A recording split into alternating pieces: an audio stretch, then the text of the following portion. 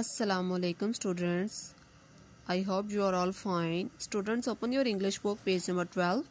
Second unit is Be Grateful, शुक्रगुजार होना. Students, look at this page. Here are some blessings of Allah. Look at the pictures and write the names of the given blessings in the boxes below. यहाँ पे कुछ अल्लाह ताला की बनाई हुई चीज़ें हैं, तो हमने इन ब्लैंक स्पेस पे उस चीज़ का नाम लिखना है. जैसे ये एप्पल बना हुआ तो इसका नाम हम यहाँ पे लिख देंगे एप्पल, पाइन एप्पल, स्ट्रॉबेरी. इसी तरह आप इनके नाम जो हैं यहाँ पे राइट करेंगे.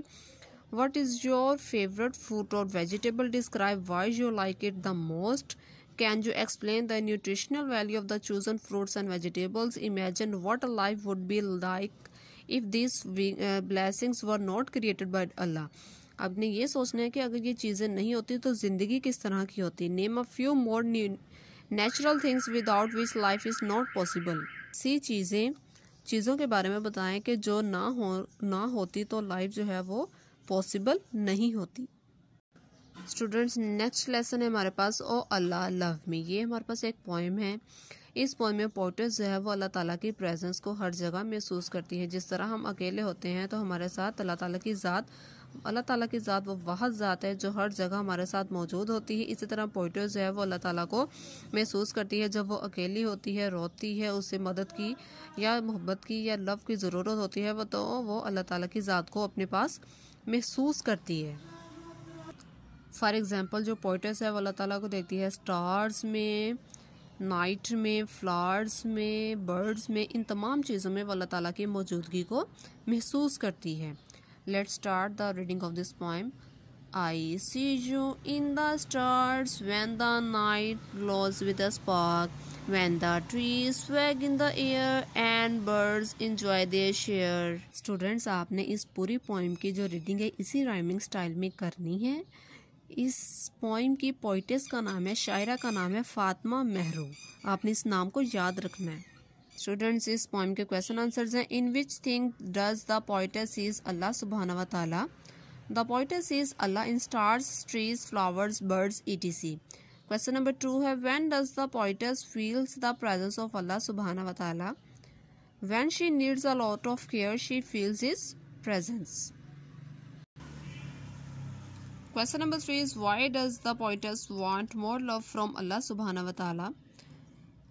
पोएट्स जो है वो अल्लाह सुब्हानहू व तआला से बहुत ज़्यादा मोहब्बत का डिमांड क्यों करती है? Because no one can hear and spot her except Allah. क्योंकि अल्लाह ताला के सिवा ना उसको कोई सुन सकता है और ना ही उसकी कोई मदद कर सकता है. स्टूडेंट्स, आपने इन क्वेश्चन आंसर्स को अच्छे से याद करके अपनी नीट कॉपी पे नीट राइटिंग में राइट करना है. स्टूडेंट्स, नेक्स्ट एक्टिविटी हमारे पास, read the given sentences and notice the use of words with vowel sound. Vowel sound होता है, a vowel is a letter that makes a distinct sound of by itself. The 5 vowels in English alphabets are A, E, I, O, U. Vowel sound जो होते हैं वो अब उनकी अपनी एक साफ आवाज़ होती है, डिस्टिंक्ट यानी कि क्लियर वॉइस होती है. 5 वावल साउंड है इंग्लिश अल्फ़ाबेट्स में, वो है A, E, I and U. अब यहाँ पे हमारे पास कुछ सेंटेंसेस दिए गए हैं. जो सेंटेंस वावल से स्टार्ट हो रहा है हमने उसको अंडरलाइन करना है. इस एक्टिविटी को आपने कैसे करना है? Underline the words that begin with the vowel sounds. 5 sentences दिए गए. इस एक सेंटेंस में जितने भी लेटर्स वावल साउंड से स्टार्ट होंगे आपने उनको अंडरलाइन करना है. फॉर एग्जांपल, ईट जो है ई से स्टार्ट हो रही है, यानी कि ई एक वावल साउंड है, तो आपने इसको अंडरलाइन करना है. एग जो है वो भी ई से स्टार्ट हो रहा है, तो आपने उसको भी अंडरलाइन करना है. Write 10 words that begin with the vowel sounds in your notebook. आपने 10 वर्ड्स और लिखने अपनी नीट कॉपी पे जो वावल साउंड से स्टार्ट हो रहे होंगे. नेक्स्ट हमारे पास, read and practice the given dialogue. Dialogue जैसे मैंने आपको बताया कि डायलॉग एक होता है मुकालमा, उसको हम कहते हैं आपस में दो लोगों के दरमियान जो बातचीत होती है उसको हम कहते हैं डायलॉग, यानी कि आपस में बातचीत करना. यहाँ पे हमारे पास करेक्टर हैं हिना एंड मरियम. हिना और मरियम जो है वो आपस में गुफ्तगू करें. आपने इस डायलॉग की प्रैक्टिस अपनी वालदा के साथ या अपने बहन भाई के साथ घर पे ज़रूर करनी है. Look at the given pictures and read a story. यहाँ पे हमारे पास कुछ पिक्चर्स दी गई और उसके मुताबिक हमारे पास एक मुकम्मल स्टोरी बनी हुई है. यहाँ पे हमारे पास कुछ पिक्चर्स हैं. Look at the given pictures and right a story in your notebook. In pictures को देखते हुए एक स्टोरी जो है वो अपनी नीट कॉपी पे राइट करनी है. जैसे यहाँ पे एक स्टोरी में डव है और दूसरी है एंड। आपने इन स्टोरी को अपनी बुक पे अच्छे से राइट करना है। Read the poem again and fill in the blanks with correct options. अब यहाँ पे हमारे पास है कुछ ऑप्शंस दिए गए हैं। आप जब पोइम अच्छे से पढ़ेंगे तो आपको इस एक्टिविटी को सॉल्व करने में आसानी होगी। द पोइटर सीज अल्लाह सुब्हानहू व तआला in dash at night, moon, stars, sun, clouds. Right option is stars. बाकी इस ऑप्शंस को भी आपने अच्छे से राइट करना है। सेकेंड एक्टिविटी है read the poem again and observe different blessings of Allah सुब्हानहू व तआला around you. Also make a list of blessings mentioned in that poem. Now write a few lines about what life would be if Allah's blessings, trees, birds, air, sun, water, etc. are not exist. अब आप एक paragraph लिखेंगे और उसमें mention करेंगे कि अगर हम अल्लाह ताला की ये बनाई हुई चीज़ें इस दुनिया में ना होती तो ज़िंदगी किस तरह की होती। नेक्स्ट एक्टिविटी है read the given words with their meanings. जहाँ पे वर्ड्स दिए गए हैं और इस साइड पे उनके मीनिंग्स लिखे हुए हैं, तो आपने इनके वर्ड्स के मीनिंग्स को अच्छे से याद करना है। इस पेज पे भी कुछ वर्ड्स के मीनिंग्स हैं, उन्हें भी आप अच्छे से याद करेंगे। नेक्स्ट टॉपिक है create a poem. Write a short poem on the topic friendship using the given rhyming words in your notebook. The first stanza has been given for you. यहाँ पे हमारे पास कुछ वर्ड्स दिए गए हैं, उन्हें हमने यूज़ करके एक पोइम क्रिएट करनी है। जैसे उन्होंने हमें 4 लाइंस बना के दी हुई हैं, तो हमने इन वर्ड्स को इस्तेमाल करते हुए एक पोइम जो है वो अपनी नीट कॉपी पे राइट करनी है। नेक्स्ट है एक्सप्रेसिंग एन ओपिनियन। स्टूडेंट्स इस एक्टिविटी में read the given expressions carefully. Express an opinion, respond to an opinion. जब हम कोई राय देते हैं तो हम किन अल्फाज का इस्तेमाल करते हैं, और जब हम उसका रिस्पॉन्स करते हैं उसका जवाब भी हम क्या यूज़ करते हैं। For example in my opinion, अगर हम किसी बात को करते हुए कहेंगे कि इन माय ओपिनियन, तो दूसरा इंसान जो होगा वो उसका किस तरह रिस्पॉन्स देगा, यू आर ऑब्वियसली राइट। इस तरह हम जब हम अपनी राय का इजहार करते हैं, अपने ओपिनियन का इजहार करते हैं, तो हमें उसके जवाब में ये वाले पॉसिबल वर्ड्स जो हैं वो हमें यूज़ करने होते हैं। Read the given dialogue and notice the use of these expressions. ये एक और डायलॉग हमें दिया गया है, इसकी भी आपने प्रैक्टिस अपनी वालदा के साथ या घर में किसी भी मेंबर के साथ ज़रूर करनी है। नेक्स्ट है हमारे पास offering and accepting an apology. Read the given expressions of offering and accepting an apology. Students, जब भी इंसान से कोई गलती हो जाए तो उस गलती को हमें अच्छे से कबूल करना चाहिए और उस पर माफ़ी भी मांगनी चाहिए। जैसे अगर हम किसी को गलती हो जाए हमसे, तो हम कहते हैं sorry it was my fault, sorry मुझे माफ़ कर दीजिए, ये मेरी ही गलती थी। तो जवाब में क्या कहा जाता है, इट्स ओके। जिस तरह एक्सप्रेशन का हम किसी चीज़ का इजहार करते थे उसका जवाब में हम क्या कहते थे, इसी तरह जब हम सॉरी करते हैं तो उसके जवाब में हम ये वाले वर्ड्स हैं वो इस्तेमाल करते हैं। अगेन एक डायलॉग है हमारे पास सारा और मिस आमना के दरमियान। इस डायलॉग की भी आप अपने घर पे प्रैक्टिस करेंगे अच्छे से। Write a dialogue of your own using the expressions given above in your notebook. आपने अपनी नीट कॉपी को अच्छे से रेडी करके एक डायलॉग लिखना है। कोई भी आप इसमें यूज़ कर सकते हैं, आप अपना नाम यूज़ करते हैं, अपने ब्रदर का या अपनी सिस्टर का नाम यूज़ कर सकते हैं, यानी कि 2 लोगों के दरमियान जो डायलॉग होगा वो आपने लिखना है। एक छोटा सा डायलॉग, जैसे यहाँ पे एक डायलॉग लिखा हुआ है ना छोटा सा, इसी तरह आपने एक डायलॉग जो है अपनी नीट कॉपी पे राइट करना है। नेक्स्ट है fill in the missing letters to complete the words. अब यहाँ पे कुछ लेटर्स हमें दिए गए हैं, उनमें से कुछ लेटर्स हैं वो मिसिंग है, हमने उन्हें राइट करके एक पूरा वर्ड जो है वो बनाना है। जैसे जज, अब यहाँ पे डी मिसिंग था, मैंने डी लिख के इस वर्ड को कंप्लीट किया। आपने भी इन बाकी वर्ड्स को लेटर्स को लिखने के बाद कंप्लीट करना है। स्टूडेंट्स, नेक्स्ट एक्टिविटी हमारे पास regular and irregular nouns. Regular nouns are easily made plural with a few simple changing such as adding S और ES at the end of the word, or irregular nouns do not follow these rules. Students, regular nouns वो nouns होते हैं जिसके साथ हम S और yes का इजाफा लगाने के बाद उसकी प्लूरल में कर लेते हैं, और इरेगुलर नाउन्स वो नाउन्स होते हैं जिनके स्पेलिंग आगे जाके टोटली चेंज हो जाते हैं। फॉर एग्जांपल डे का जब हमने प्लूरल बनाना है तो एस लगा के डेज बना सकते हैं, ये रेगुलर नाउन्स में आते हैं। और इरेगुलर नाउन्स में यहाँ पे मैन है तो इसको जब हमने जमा करना है तो मैन बन जाना है, यानी कि ए ने ई में चेंज हो जाना है। यहाँ पे स्पेलिंग टोटली चेंज हो जाते हैं, यहाँ पे हम सिर्फ एस और यस का इजाफा करना है। तो आपने याद रखना है कि रेगुलर नाउन्स कौन से होते हैं और इर्रेगुलर नाउन्स कौन से होते हैं। Right Plurals of the given regular and irregular nouns. यहाँ पे रेगुलर नाउन्स दिए गए हैं, यहाँ पे इर्रेगुलर नाउन्स दिए गए हैं। फॉर एग्जाम्पल ट्री, जब हमने उसका प्लूरल मेक करना है तो सिंपल एस लगा के प्लूरल मेक करेंगे। आज यहाँ पे वुमेन है तो जब हमने उसको प्लूरल बनाना तो उसका वुमन से वुमेन बन जाना, यानी कि ए ने ई में चेंज हो जाना है। यहाँ पे एस और एस का इजाफा होगा, यहाँ पे जो स्पेलिंग्स होंगे वो टोटली चेंज हो जाएंगे। तो आपने ध्यान से इनके प्लूरल्स अपनी बुक पे मेक करने हैं। नेक्स्ट है rewrite the given sentences using the correct plural forms of the underlined nouns in your notebook. Write the underlined words in the correct column. ये कुछ सेंटेंसेस दिए गए हैं। अब आपने अपनी नीट कॉपी को अच्छे से रेडी करने के बाद इन सेंटेंसेस को दोबारा राइट करना है और ये जो अंडरलाइन वर्ड्स दिए होंगे उनकी आपने जमा बना लेनी। जैसे कि this cat is chasing the mouse, आप लिखेंगे these cats are chasing the mice. और ये जो नाउन्स अंडरलाइन किए होंगे आपने ये भी बताना है कि ये रेगुलर नाउन्स हैं या इर्रेगुलर नाउन्स है। जैसे कैट को हम एस लगा के जमा करते हैं तो ये रेगुलर नाउन है, और माउस की जमा होती है माइस, यानी कि स्पेलिंग टोटली चेंज हो जाए तो वो इर्रेगुलर नाउन के ब्लॉक में आएगा। ये आपने यहाँ पे लिखने हैं कि नाउन इर्रेगुलर नाउन है या रेगुलर नाउन है, ये जो अंडरलाइन किए हुए हैं। इस तरह आपने अपनी कॉपी को राइट करके फर्स्ट सेंटेंस लिखना है this cat is chasing the mouse, तो आपने उसकी जमा बनानी है these cats are chasing the mice. तो ये हमने इसको टोटली इसको चेंज कर दी, यानी कि इस सेंटेंस का हमने प्लूरल मेक कर लिया। आपने बाकी सेंटेंसेस भी एज इट इज अपनी बुक पे सॉल्व करना है। नेक्स्ट टॉपिक आगे हमारे पास आर्टिकल है, उसमें द को हम डेफिनेट आर्टिकल कहते हैं, ए और एन को हम इनडेफिनेट आर्टिकल्स कहते हैं। Read the given sentences and notice the use of the definite article the. अब यही हमारे पास कुछ रूल्स दिए गए हैं जिन्हें आप अच्छे से पढ़ेंगे और आपको पता चलेगा कि द हम जो है वो किन किन चीज़ों के साथ इस्तेमाल करते हैं। फ्रेंड्स, जिन लाइंस को मैंने अंडरलाइन किए हैं आप उन लाइंस को अच्छे से अंडरलाइन ज़रूर करेंगे।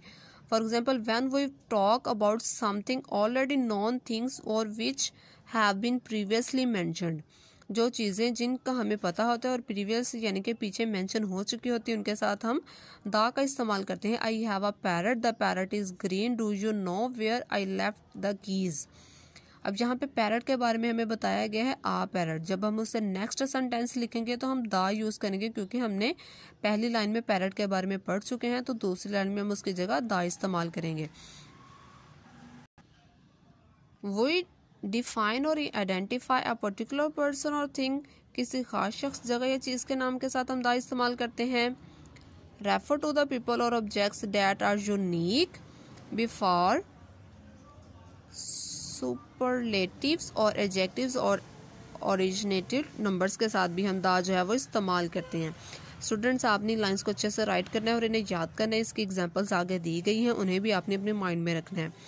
नेक्स्ट एक्टिविटी हमारे पास filling the blanks with correct articles. यहाँ पे मैंने फर्स्ट आपके लिए राइट किया हुआ है, तो आपने बाकी जो है वो अच्छे से राइट करनी है। Asia is the largest continent in the world. अब यहाँ पे क्या हमारे पास आएगा, लार्जेस्ट के साथ द इस्तेमाल होगा आर्टिकल। आपने इस एक्टिविटी को अपनी बुक पे एज इट इज सॉल्व करना है। नेक्स्ट है हमारे पास ये भी आर्टिकल्स वाली एक्टिविटी है, इसको भी आप सॉल्व करेंगे। Rewrite each sentence using the correct articles in your notebook. Students, यहाँ पे कुछ सेंटेंसेस दिए गए हैं, आपने इनमें करेक्ट आर्टिकल का इस्तेमाल करना है और इन्हें दोबारा अपनी नीट कॉपी पे पेज रेडी करके लिखना है। फॉर एग्जांपल, जैसे मैंने यहाँ पे एक सेंटेंस राइट किया है, Indus is longest river in the Pakistan. Indus is the longest river in the Pakistan. Student, इसमें हमने करेक्ट आर्टिकल यूज करना था, यहाँ पे द नहीं यूज था, तो हमने जब दोबारा सेंटेंस को राइट किया तो हमने यहाँ पे द लगाना है। लॉन्गेस्ट से पहले द आता है। स्टूडेंट्स, नेक्स्ट एक्टिविटी हमारे पास A and an with mute consonant letters. A और एन का इस्तेमाल म्यूट कॉन्सोनेंट लेटर्स के साथ। For example, Sarah had returned after an hour. अब हमारे पास यहाँ पे वर्ड और एच से स्टार्ट हो रहा है, कॉन्सोनेंट से स्टार्ट हो रहा है, लेकिन इसकी आवाज़ नहीं आ रही, तो हम इसे नेक्स्ट लेटर देखेंगे। हमारे पास इससे नेक्स्ट लेटर है ओ, इट्स मीन हम इसके साथ एन का इस्तेमाल करेंगे। Some words have initial consonants which are not pronounced. For example, H in the honest, W in rap and K in knock. We put the article A or N with those words by focusing on the second letter. जिस तरह मैंने आपको अभी समझाया। Students, जैसे मैंने आपको अभी समझाया कि कुछ लेटर्स होते हैं कॉन्सोनेंट से स्टार्ट हो रहे होते हैं, कॉन्सोनेंट लेटर से स्टार्ट हो रहे होते हैं, लेकिन उनकी साउंड नहीं आती, तो हम उन्हें छोड़ से जो नेक्स्ट लेटर है उससे हम फोकस करते हैं। फॉर एग्जांपल ऑनरेबल में एच की साउंड नहीं आ रही, उससे नेक्स्ट लेटर है ओ। ओ एक वाउल साउंड है, तो उससे पहले हमने एन का इस्तेमाल करना है। इसी तरह आपने इस एक्टिविटी को अपनी बुक पे सॉल्व करना है। नेक्स्ट है degrees of regular adjectives. There are 3 degrees of adjectives. Comparative adjective compare with 2 things using than. Superlative degree compare more than 2 things. Comparative degree का जब हम करते हैं तो इसके साथ हम than इस्तेमाल करते हैं। सुपरलेटिव डिग्री से पहले हमेशा दा का इस्तेमाल किया जाता है।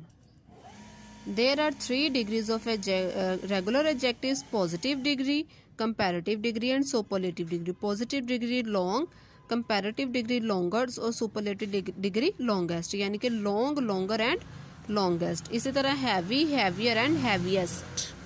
स्टूडेंट्स, अब यहाँ पे देखें कंपैरेटिव डिग्री में हमने जब उस चीज़ को कंपेयर किया तो देन का इस्तेमाल किया, और सुपरलेटिव डिग्री में जब हमने इसको यूज़ किया तो लॉन्गेस्ट से पहले दा का इस्तेमाल किया, यानी कि सुपरलेटिव डिग्री में हमेशा दा का इस्तेमाल पहले आता है और कंपैरेटिव डिग्री में हम देन का इस्तेमाल करते हैं। स्टूडेंट्स, आपका होमवर्क है right the degree of the given regular adjectives in your notebook and use them in your own sentences. ये हमारे पास 5 वर्ड्स दिए गए हैं: large, young, brave, old and fast. इन्हें आपने अपनी नीड कॉपी पे इसी तरह 3 ब्लॉक्स बना लेने हैं। पहले में पॉजिटिव डिग्री, सेकंड में कंपैरेटिव और थर्ड में सुपरलेटिव डिग्री बनाने के बाद आपने उनको राइट करना। For example large, larger, largest, long, longer, longest, young, young, younger और यंगेस्ट। नेक्स्ट है हमारे पास conjunctions. Conjunctions are the words that join words, phrases और sentences. For example and, but, or, because, etc are the most frequently used conjunctions.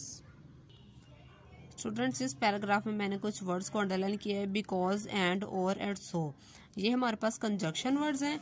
आपने right sentences using the above conjunctions in your notebook. आपने इन underline conjunctions के sentences make करनी है अपनी need copy के ऊपर। Next activity है read the given sentences and notice the use of traditional words. Traditional words हमारे पास क्या होते हैं? फॉर एग्जाम्पल, ये जिस मैंने वर्ड को क्लाउड किया हुआ है, ये हमारे पास ट्रेडिशनल वर्ड्स है जो कि हम इस्तेमाल करते हैं। We eat healthy food, for example egg, milk, fruit and vegetable. इस लाइन में हमारे पास ट्रेडिशनल वर्ड कौन सा है? फॉर एग्जाम्पल हमारे पास एक ट्रेडिशनल वर्ड है। सेकेंड ट्रेडिशनल वर्ड है फॉर एग्जाम्पल और थर्ड है therefore. Traditional words are used to carry a thought from one sentence to another. For example, for instance, used to illustrate what has been already said, वो use therefore to show the result of an action। हमारे पास कितने traditional words हो गए? For example, for instance और therefore। ये 3 हमारे पास है traditional words जो हमें यहाँ पे दिए गए हैं। Make 2 sentences is using the traditional words above in your notebook। आपने इन ट्रेडिशनल वर्ड्स को इस्तेमाल करते हुए 2 सेंटेंसेस अपनी नीड कॉपी पर राइट करने हैं। स्टूडेंट्स, नेक्स्ट एक्टिविटी है circle those things from the given items that you need for making a card.